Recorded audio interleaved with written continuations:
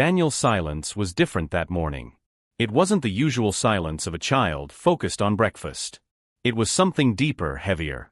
Sitting at the kitchen table, I watched my 9-year-old son meticulously organize his pencil case for the third time. Each pencil aligned with military precision. Each pen checked twice. His small fingers trembled slightly as he closed the zipper with excessive care. "Daniel, you're going to be late," I warned, trying to keep my voice light. He only nodded, without lifting his eyes. His backpack was already perfectly arranged near the door. The lunchbox, prepared the night before, waited beside it. Everything organized, everything controlled, everything.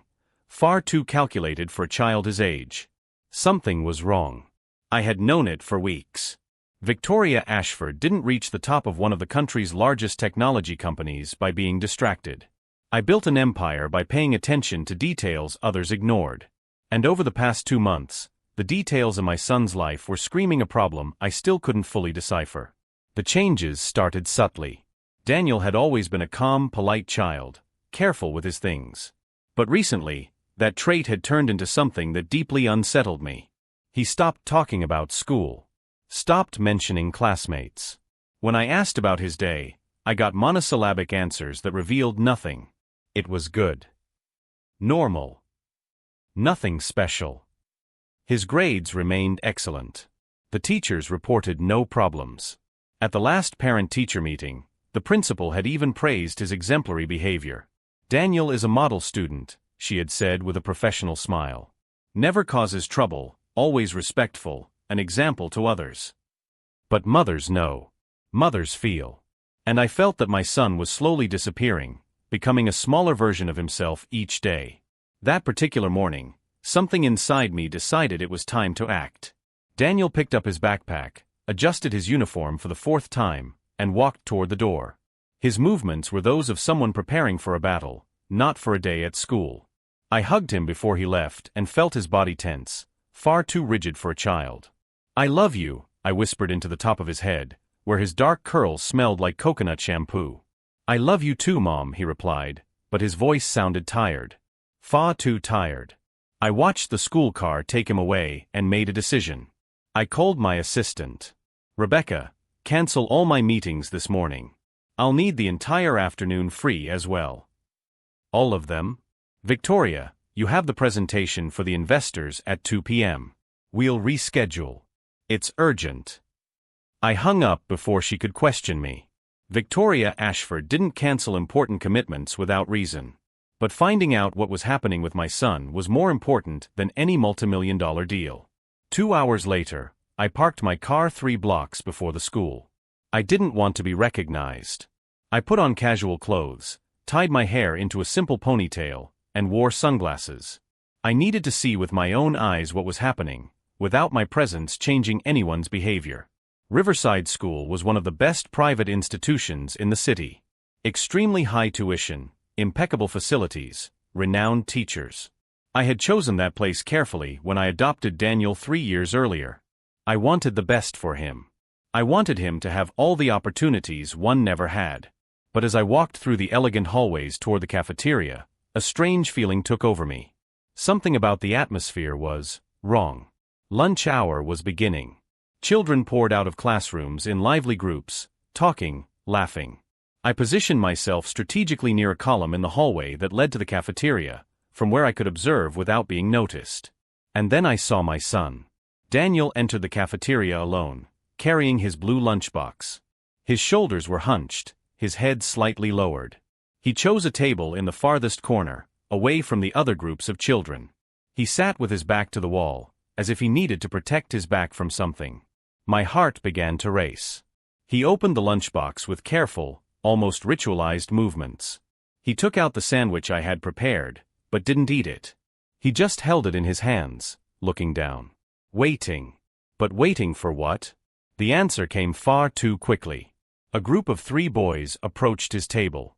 I couldn't hear what they were saying from that distance, but I could see their smiles. Smiles that were not friendly.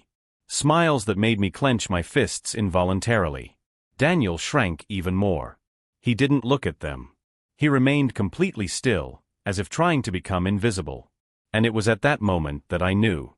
I knew my son wasn't just having a bad day at school. I knew something much worse was happening. Something no parent meeting or school report had revealed. Something I was about to witness with my own eyes. If you are enjoying this story, don't forget to subscribe to the channel and like the video. Leave a comment telling us what you think and which city or country you are watching from. Your participation is very important to us. The tallest boy in the group took Daniel's sandwich without asking. My muscles tensed automatically, my maternal instinct screaming for me to run over there and protect my son. But something kept me frozen. I needed to understand the extent of what was happening. I needed to see everything. What kind of weird food is this? The boy raised the sandwich as if it were something contaminated. The other two laughed loudly, drawing attention from nearby tables. Several children looked in their direction, but no one did anything. They just watched, like spectators at a cruel show. Daniel didn't react.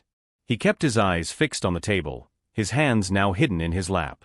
His lips moved almost imperceptibly, and I realized he was counting. 1, 2, 3, 4. Breathing. Trying to calm himself. My 9-year-old son had already developed emotional survival techniques. Hey Lucas, smell this. I bet there's something weird in there. The second boy, red-haired and freckled, came closer, pretending exaggerated disgust. Lucas, the one holding the sandwich, opened it and examined the contents with theatrical disdain. That's disgusting. Who eats this crap? He threw the sandwich back in front of Daniel, but with such force that part of it fell on the floor. The laughter grew. Not just from the 3 boys, but from other children at the surrounding tables. As if humiliating my son were the entertainment of the day. Daniel calmly picked up a napkin and began to clean the mess. His movements were mechanical, practiced. He had done this before. Many times. Look how neat he is. Always clean, always well behaved. The third boy, shorter and with braces on his teeth, exaggerated and mocked Daniel's gestures. I bet he thinks he's better than us just because he lives in that big house. His mom must feel really sorry for him. That's why she adopted him. Nobody would really want him. Lucas leaned over the table, deliberately invading Daniel's personal space. I felt my stomach churn. Anger began to boil in my veins, hot and dangerous. But what came next was even worse. A teacher walked slowly through the cafeteria. She looked directly at the scene. She saw the 3 boys surrounding my son. She saw the destroyed sandwich on the table. She saw Daniel hunched over, trying to become invisible. And she did absolutely nothing. She simply kept walking, as if she hadn't seen anything wrong. As if it were normal. Acceptable. My breath caught in my throat. The institution I paid a fortune to every month was allowing this to happen. Not just allowing it. Actively ignoring it. The 3 boys eventually walked away, bored by Daniel's lack of reaction. But before leaving completely, Lucas turned around one last time. Oh, and Daniel? Your curls look ridiculous today. You look like you stuck your finger in a socket. He messed up my son's hair with unnecessary force before walking away laughing with his friends. Daniel remained motionless for long seconds after they left. Then slowly, he picked up what was left of the sandwich and put it back into the lunchbox. He didn't eat anything. He just closed everything carefully and sat there alone, waiting for lunch period to end. I watched as other children passed by him without stopping. Some looked with curiosity, others with pity, but none approached. My son was a ghost in that cafeteria. Invisible to everyone, except when he served as a target for cruelty. It took all my self-control not to intervene right then and there. But a rational part of my mind knew I needed to be strategic. Running in there screaming would solve the immediate problem, but it wouldn't address the root of what was happening. So I kept watching, even though every second was torture. 15 minutes later, Daniel stood up and walked to the trash can. He threw away the entire lunch, untouched. How many times had he done this? How many meals wasted because eating at school meant exposing himself even more? He left the cafeteria with small, precise steps, staying close to the walls, avoiding the center of the hallways where there was more movement. Strategies of a child who had learned not to take up space, not to draw attention. I followed him from a distance, keeping enough space not to be noticed. Daniel went straight to the bathroom. I discreetly entered the adjacent hallway and waited. 5 minutes. 10 minutes. 15. When he finally came out, his eyes were red. He had cried in there, alone, where no one could see, where he thought he was safe to feel. My heart broke into pieces so small I didn't know how I would ever put them back together. The bell rang, and the children began to return to their classrooms. I watched Daniel enter his class, the last person to cross the door, as if he wanted to make sure no one would bump into him along the way. I stood in that hallway for a few more minutes, processing everything I had witnessed. The systematic humiliation, the deliberate exclusion, the omission of the responsible adults. This wasn't occasional bullying. It was something organized, repetitive, normalized.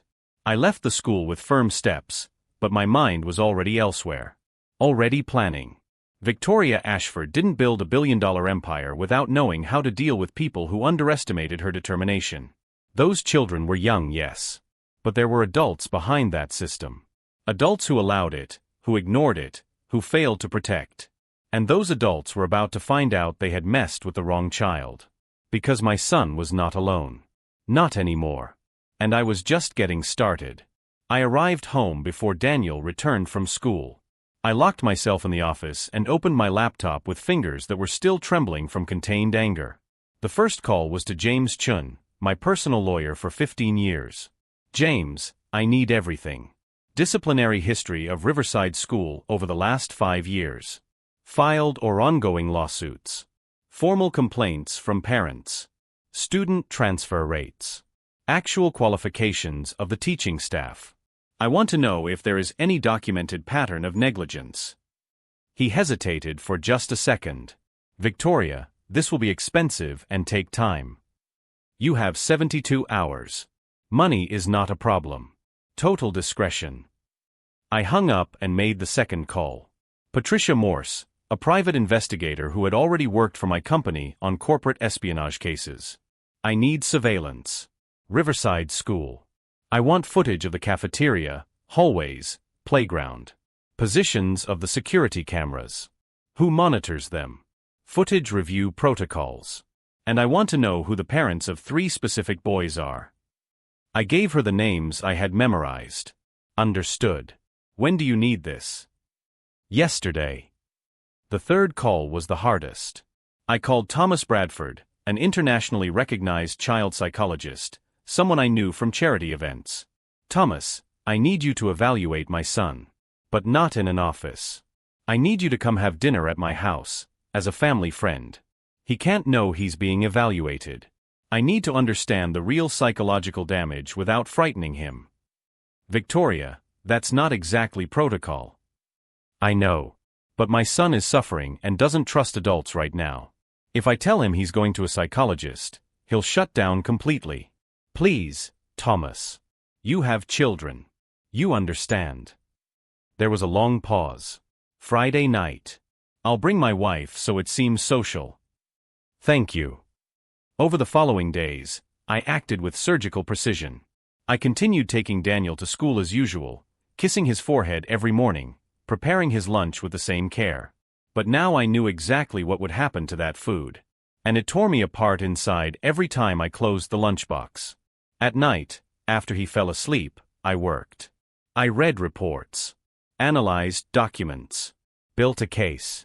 James sent me the first packet on Wednesday. Riverside School had an interesting history. 6 lawsuits in the last 4 years, all settled out of court with confidentiality agreements. 3 involved unresolved bullying accusations. 2 specifically mentioned racial discrimination. The settlements had cost the school nearly $2 million in total. Money they preferred to pay to keep everything quiet rather than fix the real problem. Patricia called me on Thursday with even more revealing information. Lucas Hartman, the leader of the group tormenting Daniel, was the son of Richard Hartman, a member of the school's board of directors. That explained a lot. Explained why teachers looked the other way. Explained why nothing ever happened. The boy was untouchable. And he knew it. But there was more. Patricia had gained access to the security recordings through a contact at the outsourced company responsible for the systems. What I saw in those recordings made me cry for the first time in years. It wasn't just those 3 boys. It was systematic. Daily. Daniel being accidentally shoved in the hallways. His belongings being forgotten in places too high for him to reach. Children moving away when he tried to sit nearby. Teachers asking him to do tasks alone while others worked in groups. My son was being methodically isolated, and the school was complicit. On Friday night, Thomas and his wife Clara came over for dinner. I prepared Daniel's favorite meal, lasagna with salad. He was confused by the visitors, but polite as always. "Daniel, these are my friends Thomas and Clara. They love video games, just like you." His eyes lit up slightly, the first spark of genuine interest I had seen in weeks. During dinner, I watched Thomas work his magic. He made Daniel laugh by telling funny stories. Asked about his favorite games. Let the boy talk, really talk, for the first time in a long while. After Daniel went to sleep, we sat in the living room. Thomas did not smile. "Victoria, your son shows classic signs of ongoing psychological trauma. The way he eats, always checking around. How he positions himself with his back to the wall. The way he chooses his words carefully, as if every sentence were a minefield. He is in constant survival mode." Clara, who was also a therapist, added gently, "He mentioned school only once all evening, and immediately changed the subject. That's not normal. Children that age talk about school all the time, complain about teachers, talk about friends. His silence is a symptom. How long until this causes permanent damage?" My voice came out weaker than I intended. "It already is," Thomas said, holding my hand. "But it's not irreversible. If you act now, if you remove him from that environment and get proper help, he can recover completely. Children are resilient. But Victoria, every day he spends in that place is stealing a piece of his childhood." After they left, I went up to Daniel's bedroom. He was sleeping curled up in a fetal position, holding the teddy bear I had given him on the day of the adoption. I sat on the edge of the bed and gently stroked his curls. "I'm sorry, my love," I whispered. "Sorry for not noticing sooner. Sorry for believing them when they said everything was fine. But it's over. Mommy is going to fix this. I promise." On Saturday morning, I called every member of Riverside School's board of directors. I left identical messages for all of them. "This is Victoria Ashford. Monday, 9 a.m. I want an emergency meeting with the full board. This is not a request. Failure to attend will have legal consequences. I expect everyone there." Then I called my assistant. "Rebecca, cancel everything for next week. I'll need full time for a personal matter." "Everything? Victoria, you have everything. There is nothing more important than this." I spent the weekend with Daniel. We went to the park, to the movies, had ice cream. I didn't mention school once. I just let my son be a child, laugh, play, exist without fear. And while he ran freely in that park, I mentally finalized every detail of what was to come. Monday would be the day Riverside School learned a lesson it would never forget. I entered the meeting room at exactly 9 a.m., carrying a black leather folder and a tablet. All 7 members of the board of directors were present, seated around the oval mahogany table. Their expressions ranged from curiosity to irritation. Richard Hartman, Lucas's father, sat at the head of the table. He looked at me with a condescending smile. "Mrs. Ashford, I hope this is truly urgent. Some of us had to cancel important appointments to be here." I did not return the smile. I connected my tablet to the room's projector without asking permission. "I'll be direct. Riverside School has a systematic problem of bullying and racial discrimination. And you, as the board of directors, are legally responsible for institutional negligence." The principal, Margaret Sullivan, raised her hands in a placating gesture. "Mrs. Ashford, if there is any concern about your son, we have appropriate channels to." Silence. My voice cut through the air like a blade. I didn't come here to listen to rehearsed excuses. I came to present facts. I pressed the remote. The first image appeared on the screen. It was Daniel, alone in the cafeteria, while Lucas threw his sandwich on the floor. This happened last Thursday. 3 boys humiliating my 9-year-old son while a teacher watched and did nothing. I advanced to the next video. Daniel being pushed in the hallway. Then another. His belongings being hidden. Children openly laughing at him. 23 different clips, all from the last 3 weeks. The silence in the room was absolute. But this isn't just about my son. I switched to a slide presentation. Over the past 4 years, this school has paid $1,900,000 in out-of-court settlements related to bullying cases. 6 different families, all involving black children or other minorities. Richard Hartman turned red. That information is confidential. How did you? I built a billion-dollar technology company. Did you really think I wouldn't be able to access public records and legal documents? I turned to face him directly. And your son, Mr. Hartman, is the primary aggressor in half of these videos. My son is a child.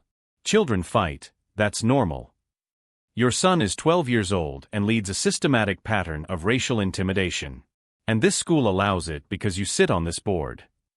I pointed to the screen as a new document appeared. 3 different teachers filed formal complaints about Lucas's behavior over the past 2 years. All were archived without investigation. Why? No one answered.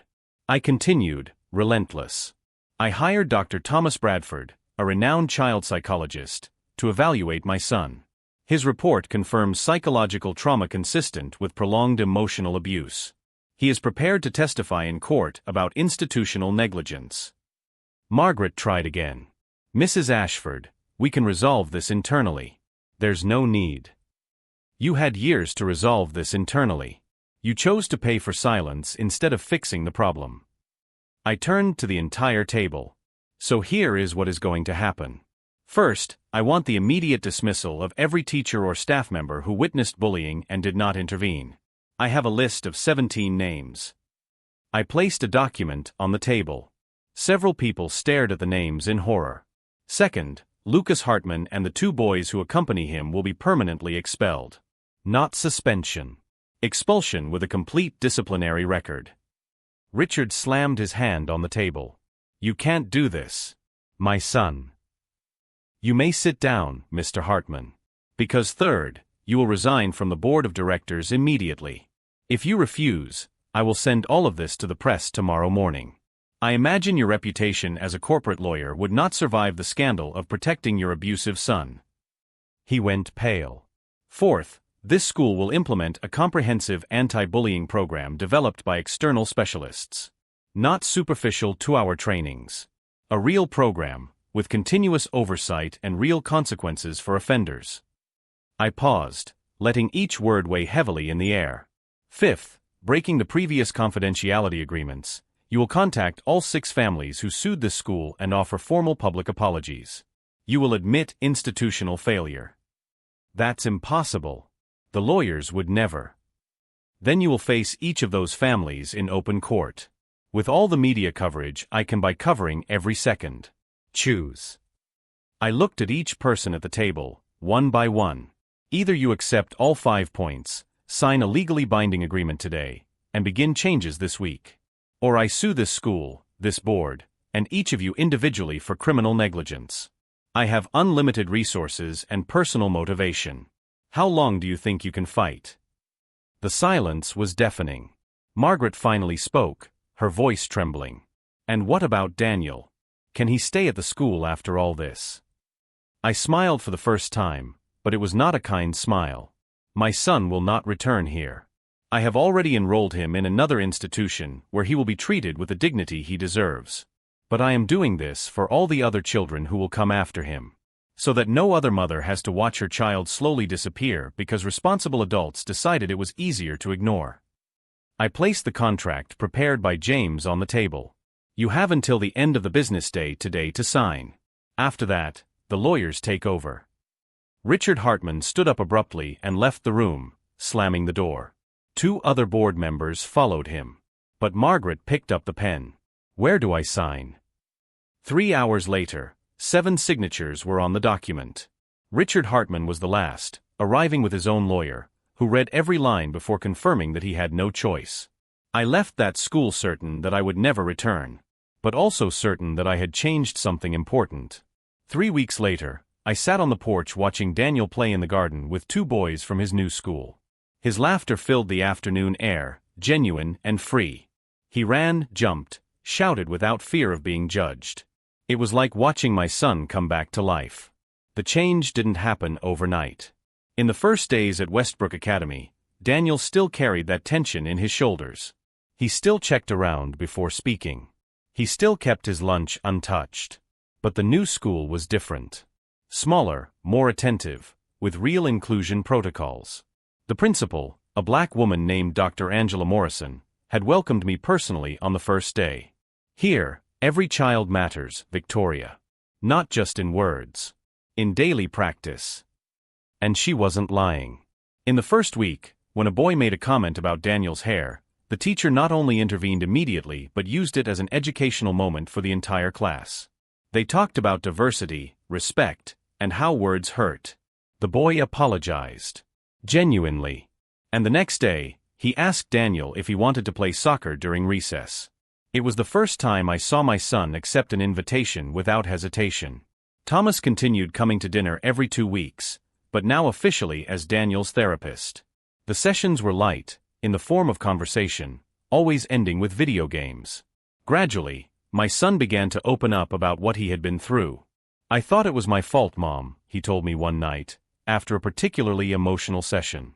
"I thought that if I were quieter, more polite, more invisible, they would leave me alone." I hugged him tightly, feeling warm tears run down my face. "It was never your fault, my love. Never. The problem was never you. I know that now." He hugged me back, and for the first time in months, I felt his body relaxed, without that constant tension. Thomas explained it to me. And Dr. Morrison too. She said I'm perfect just the way I am. She is absolutely right. As for Riverside School, the changes were swift and public. Margaret Sullivan, surprisingly, proved to be a true ally. After Richard Hartman resigned, she led a complete overhaul of the disciplinary system. 17 staff members were dismissed or voluntarily resigned. New teachers were hired, all undergoing intensive inclusion and anti-discrimination training. A full-time school psychologist was added to the staff. The 6 families who had sued the school received formal letters of apology. 3 of them agreed to meet with Margaret to discuss how to ensure it would never happen again. One of them, the mother of a boy who had suffered bullying 2 years earlier, joined the school's new diversity advisory board. Lucas Hartman was transferred to a private school in another city. I heard that Richard had to sell their house to pay the higher tuition and the private therapist that juvenile court ordered as part of the settlement. Part of me felt sorry. He was a child too, a product of a father who taught him that power meant impunity. But the larger part of me remembered my son curled up in that cafeteria. And I felt no remorse. The story leaked to the press, despite my efforts to maintain privacy. An investigative journalist connected the dots between the mass firings and the old lawsuits. The article was published with the headline, "Elite School Confronts Decades of Negligence in Cases of Racial Bullying." My phone exploded. Interview requests, messages from other mothers, invitations to speak at conferences on inclusive education. I declined almost all of them. This was never about fame or recognition. But I accepted one. A podcast about motherhood and social justice. I didn't mention Daniel's name or show his face. But I spoke about signs other mothers should watch for. About believing your children even when institutions say everything is fine. About using privilege and resources to protect not only your own children, but everyone. Power without purpose is just selfishness, I said during the interview. I had resources that most mothers don't have. Lawyers, investigators, time. But every mother has one thing that money can't buy: instinctive knowledge of her own child. Trust it. Fight for it. Don't let institutions convince you that you're overreacting. The response was overwhelming. Hundreds of messages from mothers who had lived through similar situations. Who felt powerless. Who gave up because fighting seemed impossible. I responded to every one. Personally. I shared resources, names of lawyers, strategies. Some I fought for myself, using my contacts to pressure schools that were failing other children. Because I realized something during that journey. Protecting Daniel was my responsibility as a mother. But using my experience to help other families was my responsibility as a human being. Now watching my son run freely in that garden, his curls swaying in the wind, his wide, fearless smile, I felt genuine peace for the first time in months. He looked at me and waved. "Mom, come play with us." I stood up and walked toward them, leaving behind the laptop and the emails that could wait. What's the game? Hide and seek. But the good version, where no one hides alone. Everyone is in pairs. I smiled. Even in play, my son was learning that he never had to be alone again. Perfect. Who's my partner? Daniel took my hand. Me, obviously. We're a team. We always have been, my love. We always have been. As we ran together, laughing, I thought of all the children still fighting in silence. All the mothers still trying to decipher what was wrong. All the systems still failing to protect those who needed it most. There was much work ahead. Many battles to fight. Many voices to amplify. But in that moment, in that sunny garden, I simply held my son and was grateful for having had the courage to believe him. To fight for him. To never accept that his suffering was normal or inevitable. Because every child deserves to be seen. Deserves to be protected. Deserves to take up space without fear. And every mother has the power to ensure that, each in her own way. If you made it this far, thank you so much for listening to this story. Don't forget to subscribe to the channel, like the video, and share your thoughts in the comments. Which city or country are you watching from? Your story